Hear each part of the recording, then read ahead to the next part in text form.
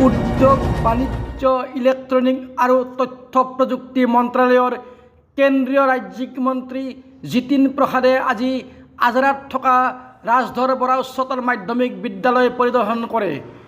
কেন্দ্ৰীয় মন্ত্ৰীগৰাকীয়ে PM divine আঁচনিৰ অধীনত 7.4 কোটি টকা ব্যয়েৰে নতুনকৈ নিৰ্মাণ কৰি থকা বিদ্যালয়খনৰ শ্ৰেণীকোঠা আৰু গৱেষণাগাৰৰ নিৰ্মাণ কাৰ্যৰ বুজ লয়।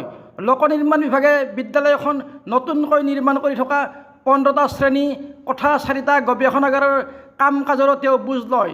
কেন্দ্ৰীয় মন্ত্ৰীগৰাকীয়ে বিদ্যালয় শিক্ষকসকলৰ লগতো মত বিনিময় কৰে।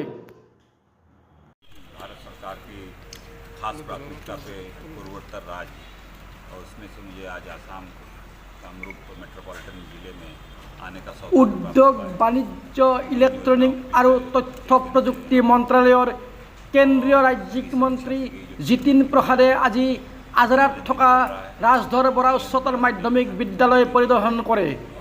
কেন্দ্ৰীয় মন্ত্ৰীগৰাকীয়ে PM ডিভাইন আঁচনিৰ অধীনত 7.4 কোটি টকা ব্যয়েৰে নতুনকৈ নিৰ্মাণ কৰি থকা বিদ্যালয়খনৰ শ্ৰেণীকোঠা আৰু গৱেষণাগাৰৰ নিৰ্মাণ কাৰ্যৰ বুজ লয়।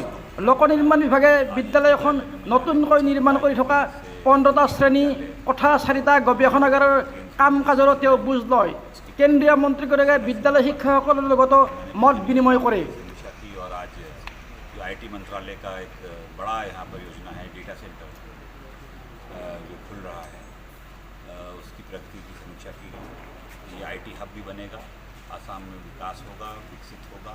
तमाम युवा लोगों के लिए खास तौर से जो AI और तमाम टेक्नोलॉजी के जो अवसर हैं वो यहाँ के युवाओं के लिए दिए जा रहे हैं, प्रयास किया जा रहा है और कोशिश की जा रही है नए ज़माने के साथ कदम से कदम मिला के इस क्षेत्र का, इस प्रदेश का युवा आगे बढ़े, रोज़गार के अवसर, आमदनी और तमाम ऐसी चीज़ों से उपलब्ध। धन्यवाद।